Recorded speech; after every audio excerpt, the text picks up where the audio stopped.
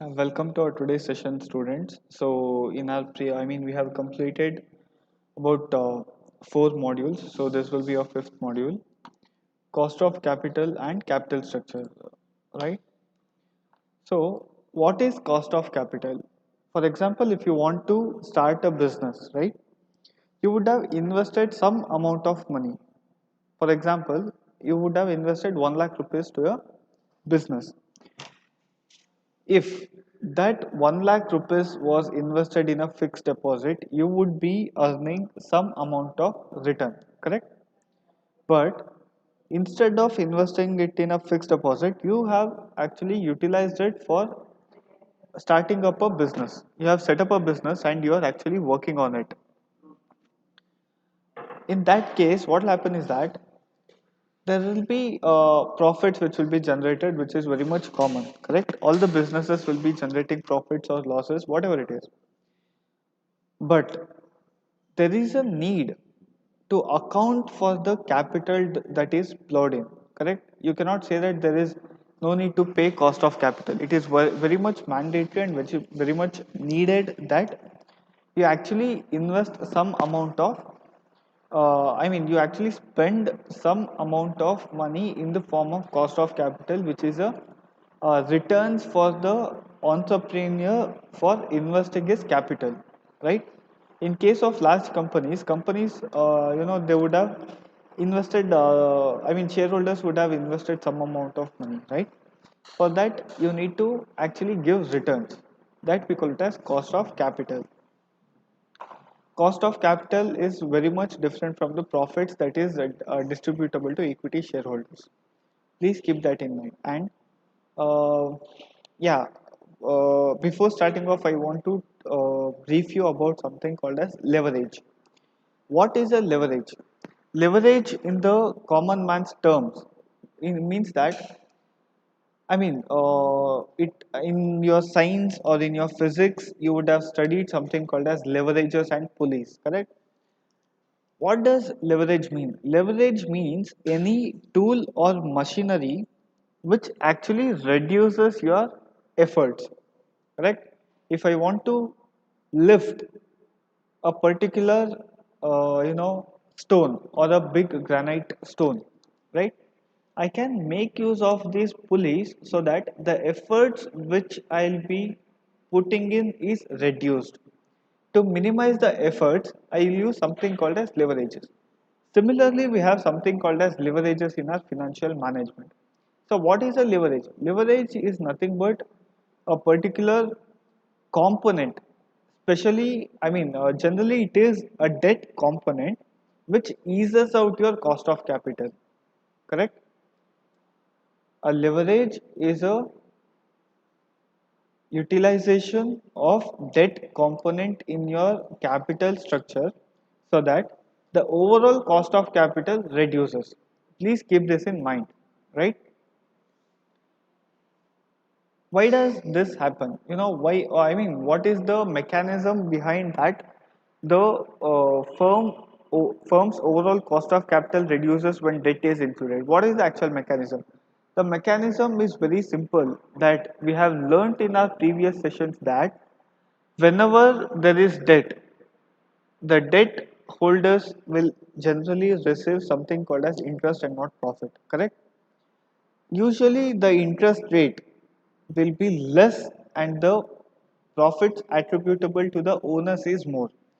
Owners actually expect more returns because they are the ones who will take more risk, correct? If there is a loss, you don't have to pay your owners. You can tell them that the venture has incurred loss and you will not be able to pay them proper profits. However, you cannot say the same statement to your debt holders. Debt holders are someone who will actually demand interest no matter you make your profits or losses. Every month or every year, if you are supposed to pay them 5% rate of return, you are bound to pay that. No matter you earn your profits, earn your losses, that's not their concern. Also, one more additional thing is that if you make extraordinary profits, you don't have to pay your debtors. They don't have any rights to ask for your profits. But owners will always have rights to ask for profits uh, from your business, right? So this is the reason why we can use leverages. So if you include a debt component, you are getting some amount of capital, correct? Also, the returns payable is reduced.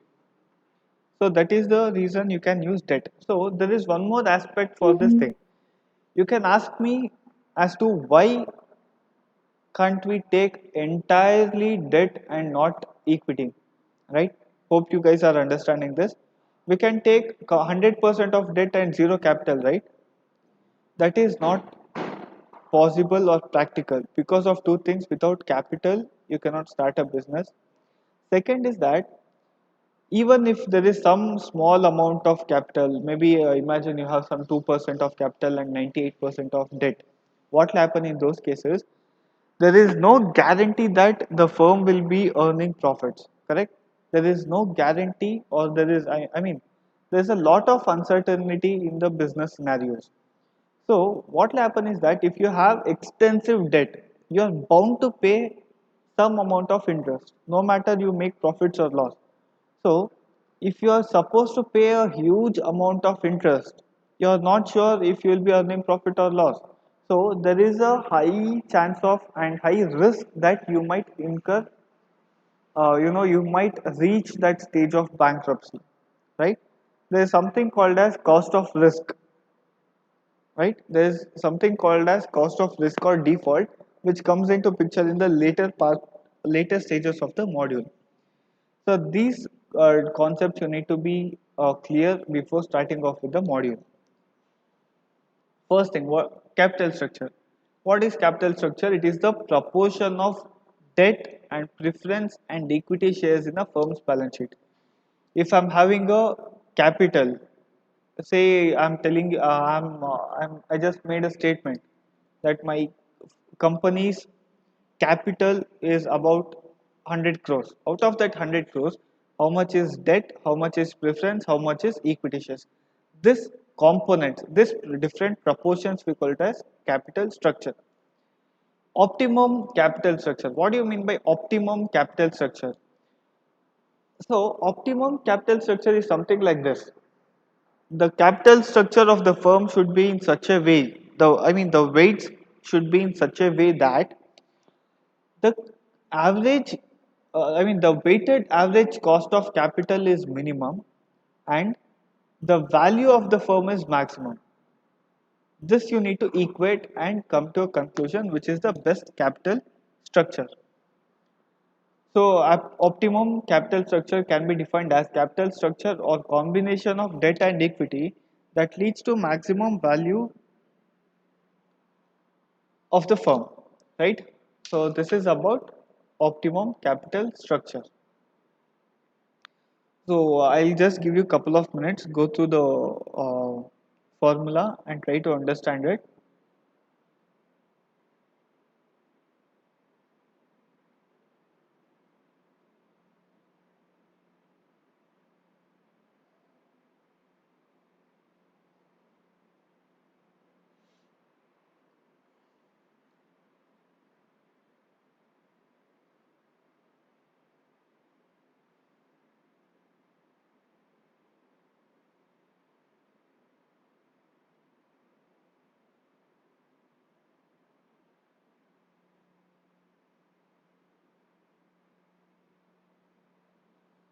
Right.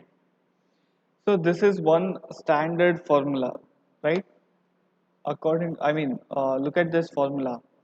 RA means average cost of capital of the firm. RD means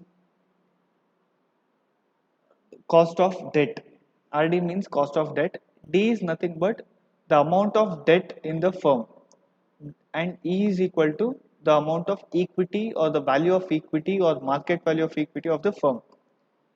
Actually, this line, what you are saying, the average uh, cost of capital, it is actually little curvy. It starts from RE and it actually goes in the way of a curve and then reaches. It will not reach RD. It will be slightly higher than RD. So we'll try to understand. I mean, yeah. So there are basically four theories of your capital structure. Please be very much careful, very attentive. These four capital structure theories are very important from your exam point of view. Definitely, you can expect a question from these four approaches. So in our today's session, we'll discuss about two approaches, that is net income approach and net operating income approach. Right. So what is net income approach? Net income approach states that if your cost of debt and cost of equity are remaining the same and you're increasing the debt in your capital structure, the proportion of debt increases, then the overall cost of capital decreases. Did you guys understand that? If the debt component in your capital structure increases, the overall cost of capital of the firm will decrease because the cost of debt is lesser than the cost of equity, right? Let's try to prove this uh, with a problem. Right, I've taken one illustration. So there are two firms, A and B, similar in all the aspects. You know, when it comes to tax, everything it's same, except in the degree of leverage. Firm A doesn't have anything as debt. It is completely equity managed firm. Whereas firm B has some amount of debt in it, right? Financial data for them is as shown below. Operating income, firm A 10,000, firm B 10,000. So they both are earning same amount of profits. Though they are earning same amount of profits, let's try to see what is the effect on overall cost of capital. Why do we need overall cost of capital? That is what is meant by optimum capital structure. Optimum capital structure is something like the mixture or combination of debt and equity in such a proportion that the overall cost of capital, the weighted average cost of capital is minimum and the value of firm is maximum, right? That's what we are aiming at. So I have taken two firms which are earning same amount of profits but different leverages. There are different combination of debt and equity, right?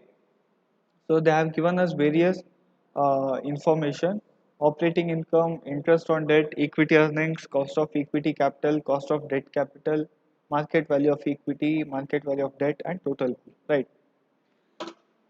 By applying the formula which you guys are seeing here, RA is equal to RD into D by D plus E plus RE into E by D plus E.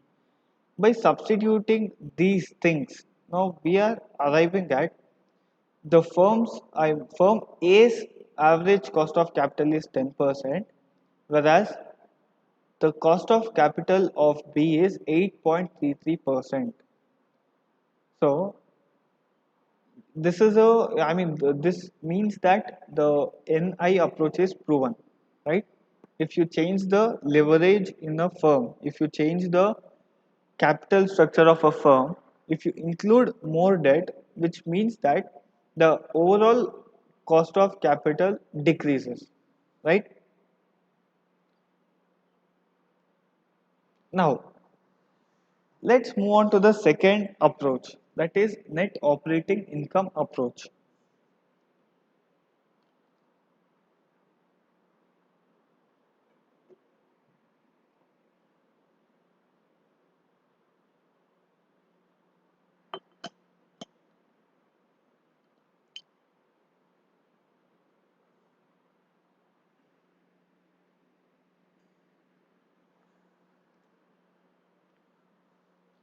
Yes. So, according to net operating income approach, it means that the overall capitalization rate, what we saw in NI approach, it is actually contradicting NI approach. NI approach states that if you include more debt, the overall cost of capital decreases. So, according to NI approach, the overall capitalization rate and the cost of debt remain constant for all degrees of leverage, right? This theory was proposed by David Durand. He argued that the market value depends on net operating income and business risk, and not depend. I mean, it doesn't depend on the proportion of that I mean what we discussed, the leverages and the capital structure of the firm. So please go through this this problem.